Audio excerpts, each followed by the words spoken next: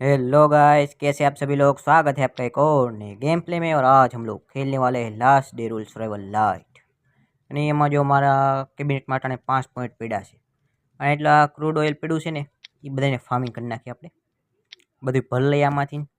એટલા બમ પડ્યા છે, આપણે અહીં રેડ કરવા હોતી જવાનું છે. હજી તો વાર છે. જેમ કે આમાં આ જો ઓઇલ રિફાઇનર પડ્યું છે, આ ઓટો ગેનન પડી છે, બધું પ્લેસ કરતા જાય. આમાં એમો પડ્યો છે, થોડોક પડ્યો છે, થોડોક અટાણે ઓટો ગેનન ચાલુ કરો તો આપણે કામ છે. થોડોક બનાવી લઈ તો હારો હોય હો ભરી દઈએ. આપણી ગનુમાં શોર્ટ ગન ટ્રેપમાં જાજા ભેગે હોય એમાં પડ્યો હોય.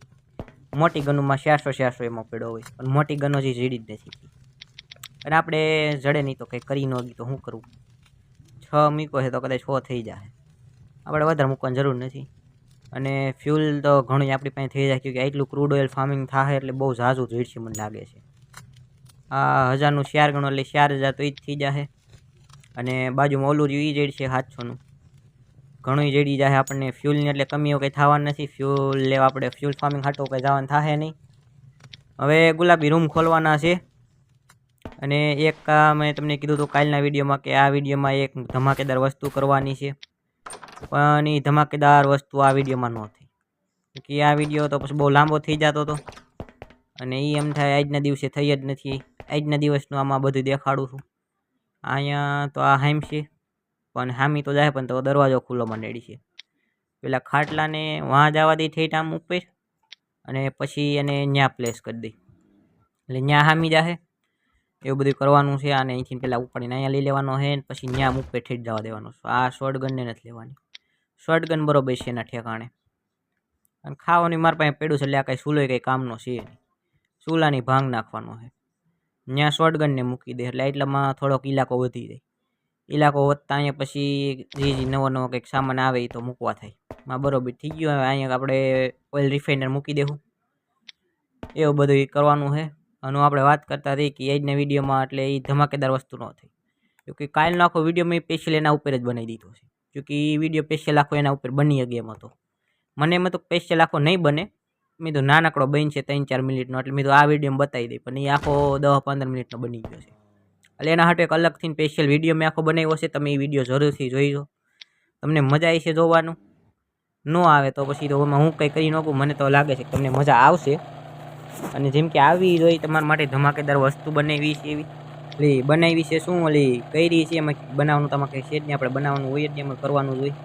અને હજી ગુલાબી રૂમ ખોલવાના છે, અને ફ્યુલ ફાર્મિંગ બધું થઈ જાય આગળ એવું બધું કરવાનું છે. અને આ જો બધું હવે ફ્યુલ થોડુંક ફાર્મિંગ થઈ ગયું છે. મેં આર્મર બાર્મર પહેરી લીધું છે. જોકે હવે આ ફ્યુલ બ્યુલ લઈ લે. હવે રેડ ટાઈમ થઈ ગયો છે, જોકે એમાં વાર લાગે જ જાજી. એટલે હું પછી વયો ગયો હતો.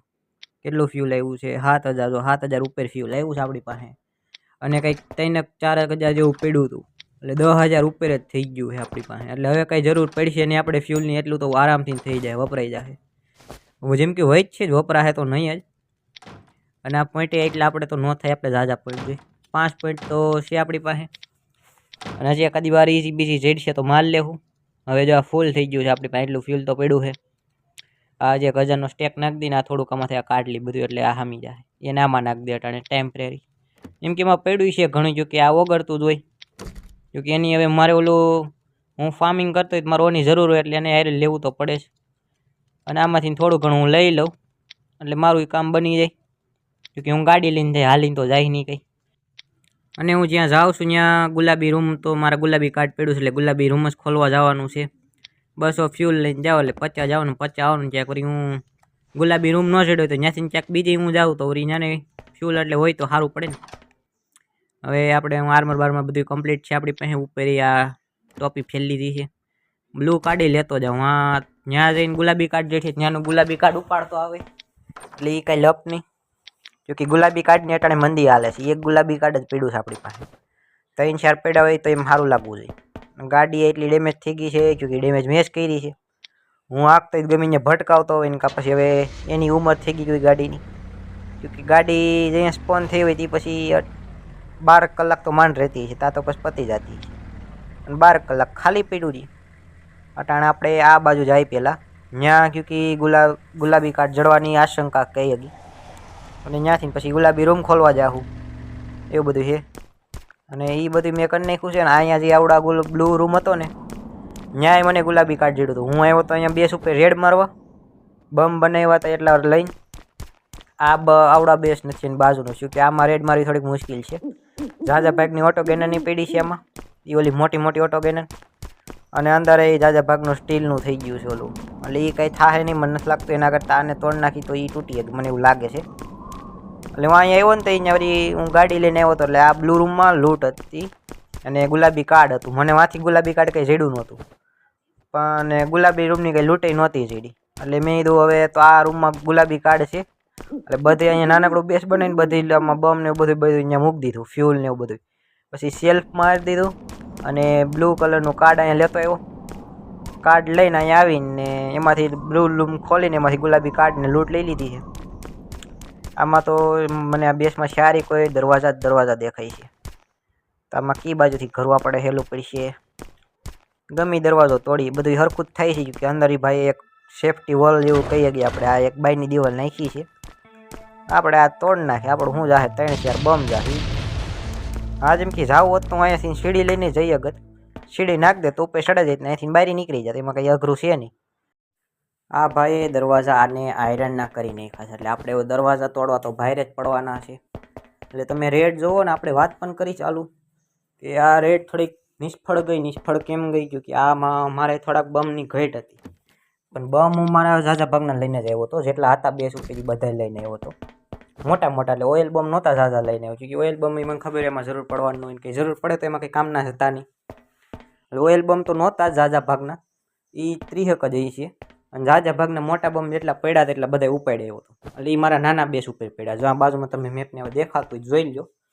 અને હું ત્યાં બમ લેવા ગયો હતો, પતિ જાહે આગળ ઘડીક થાય હતા. આમાં હું એક દરવાજોની દિવાલ તોડે, તે પછી એક બીજી દિવાલ તોડતો છું, એમાં થોડાક બમની ઘટ આવી છે. એટલે એ બમ હું લેવા જાય તો પહેલાં જે આપણે આની મોઈનનું બેસ જોયું ને, એ ભાઈ વન આવી ગયા હતા. હિમકી વન જ હતો કદાચ, બહારથી ને આવતો હતો અને મને ભારી ગયો. અને હું તે મારા બેસમાંથી બમ લઈને આવતો.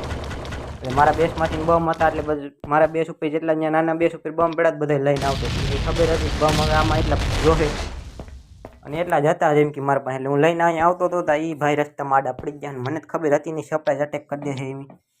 એટલે સરપ્રાઈઝ અટેકમાં હું ડાઉન થઈ ગયો, એટલે મારા બમ પડી ગયા. 30 ઉપર બમ પડી ગયા.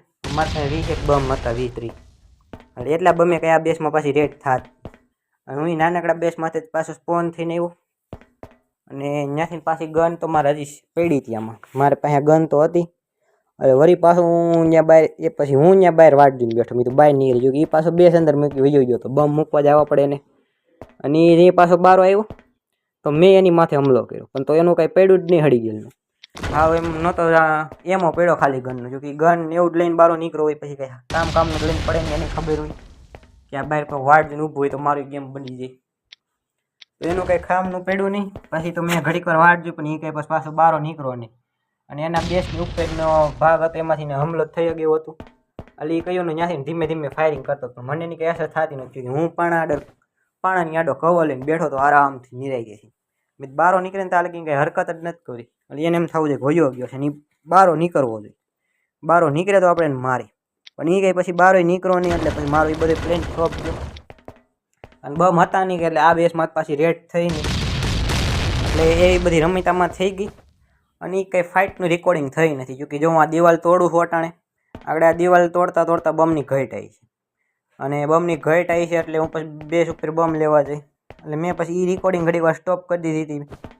એટલે ટૂંકમાં બંધ જ કરી દીધી હોય. અને રેકોર્ડિંગ પછી મને જ નથી ખબર કે સરપ્રાઈઝ અટેક વાળો પૂગી જાય. એટલે મેં કંઈ પછી એટલે એ રેકોર્ડિંગ થઈ નથી. અને એ કંઈ તમે જોઈ શીખશો નહીં. એટલે મેં તમને આ ડિટેલમાં કહી દીધું જ્યાં લગીને આ બેસમાં મેં રેડ કરી ત્યાં લગી. તમને એમ ન થવું જોઈએ કે આ બેસની રેડ તમે આખી કેમ ન બતાવી, કે તમને મેં અગાઉ જાણકારી આપી દીધી કે આમાં હું આગળ થાય. કાલનો વિડીયો ખાસ કરીને જોજો, કે કાલનો વિડીયો સ્પેશિયલ એના માટે જ બનાવેલો છે આખો. અને એ તો મારે આજે જ અપલોડ કરવો હતો, પણ થોડુંક એમાં વિખાઈ જતું સેટિંગ. તો પછી આજનો વિડીયો પાછો આજે જ થયો. હવે અગાઉ થયો ગયેલો અગાઉ મૂકવો પડે. તમને આ વિડીયો ગમ્યો હોય તો લાઇક કરો, શેર કરો, સબસ્ક્રાઈબ કરો, બેલ આઇકન જેથી પ્રેસ કરજો. ટાટા.